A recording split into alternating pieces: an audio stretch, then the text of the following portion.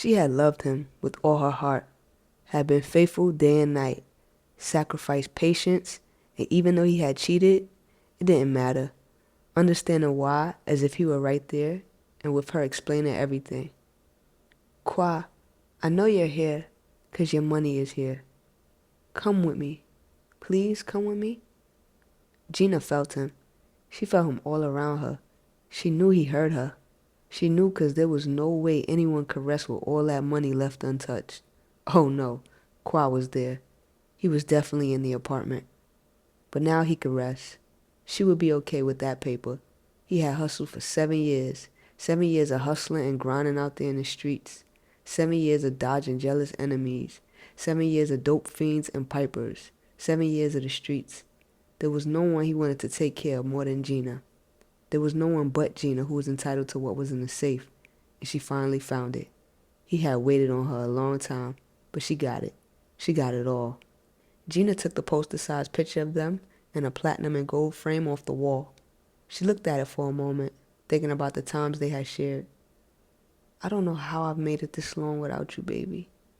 She looked around for a moment as she walked to the empty safe and locked it back up.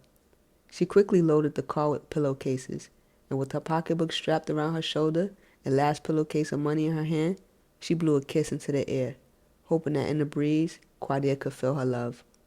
She turned and opened the door, but felt something pulling at her shoulder. She turned around, but nothing was there. I love you, Quadia. I always did, and I always will. Gina closed and locked the apartment. She didn't know what to do, where to go, or who to call. For the first time, Gina trusted no one, and on the strength of Quadir, she would never with his paper. Not even Reek. If Quad didn't, why should she? She got in her baby blue Benz and sat there trying to collect her thoughts. She wanted to go somewhere, but where?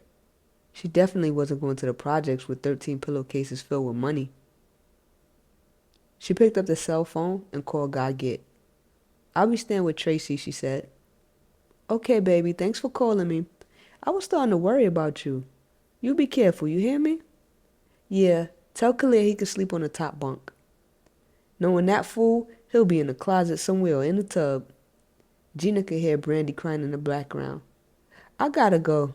There goes the baby. Call me tomorrow, said Gaget. I love you, Gaget, she said, disconnecting the cellular line. Gina didn't want to tell Gaget about the money.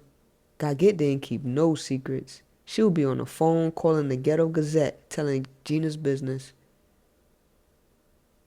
What to do? She asked out loud, wanting guidance, sitting in the car. Gina thanked God for his blessings. He had truly been merciful, but a reality struck her that life was about to change. The funny thing is, no matter how much you change, memories will always stay the same. Qua was gone, and the money couldn't take his place. It would never take his place. Nothing would ever take his place, and there would never be another love like Quadir's.